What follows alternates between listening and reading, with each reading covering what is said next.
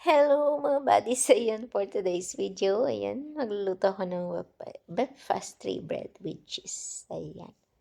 So, ito yung mga ingredients niyan, yung pastry, shredded cheese, mozzarella, cherry tomato, ayan, at saka yung oregano. So, napakadali lang nito. So, ayan, naglagay ako ng wax paper kasi para hindi dumikit.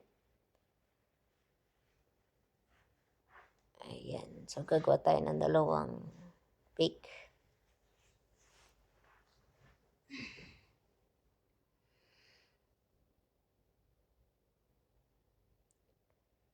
Ayan, so start, ito na yung ating cherry tomato. So, hiwain lang natin yan ng paba.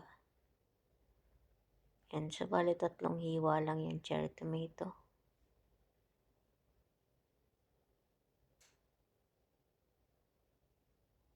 Ayan, so bilisan natin. Ingat-ingat lang sa paghihiwa.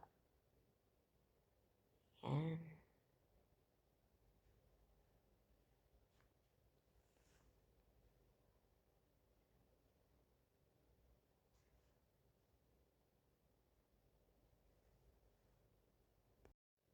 So, ayan, mag-start na tayo.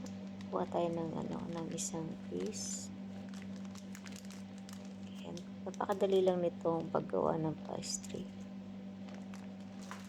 So, sa isang lagayan, 3 piece lang para para pag naluto siya, hindi siya magdikit-dikit.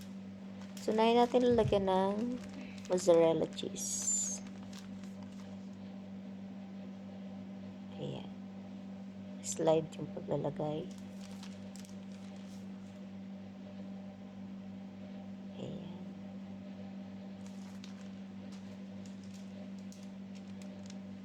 Then yung ating shredded cheese. Ayan yung kulay orange na cheese. So, ayan sa top lang.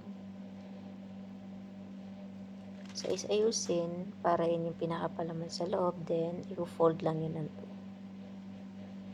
Ayan. So, kuha tayo ng tomato cherry. Yun yung pinakapandikit. Then, ilalagay sa top.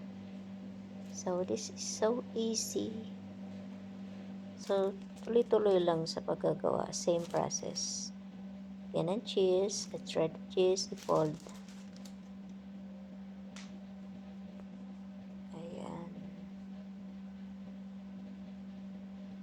Ulitin lang yan hanggang matapos tayo. So, gagawa lang tayo ng 7 piece.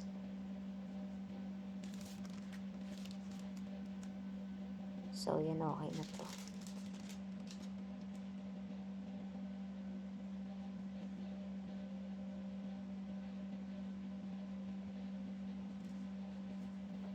So, yan na yung oregano, yung pinaka-toppings natin.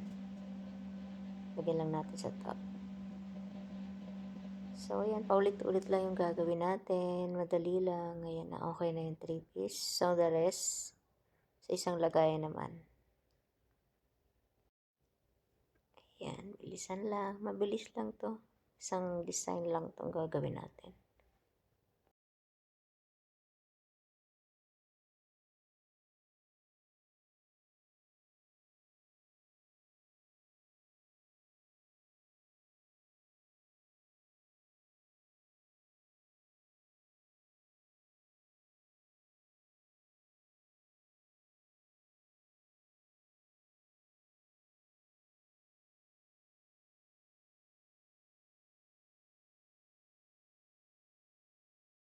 Ayan, so 2 piraso na lang yung gagawin natin kasi 4 piece lang yung gagawin natin sa kabila. So, yan, mabilisan. Ayan, fold. Then, lagay ng tomato. Ayan. Yan yung mga pag nagmamadali ka, kailangan mo makagawa. Ayan, last na lang. Ayan. Lagay ng shredded cheese. Dagdagan medyo konti. Tiklop. At lagay ng tomato cherry. Yun, boom, tapos. So, maglalagay na ulit tayo ng, ay, hindi ko pala lalagyan to ng na oregano. Ayun lang isa. So, ayan na. Ready to bake na to. Bake natin to sa baba muna ng 200 at yung baba. So, yun na. Ayan, lumulobo na siya. So, ilang minutes na lang okay na to.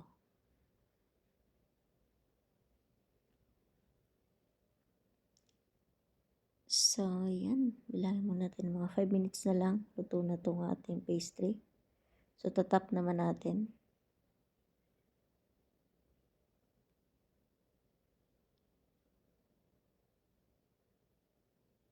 Ayan. So, it's done. Ayan. Kapag hindi nadikitan masyado, yan, lumuluwag siya. So, ready to serve na to. Thank you for watching.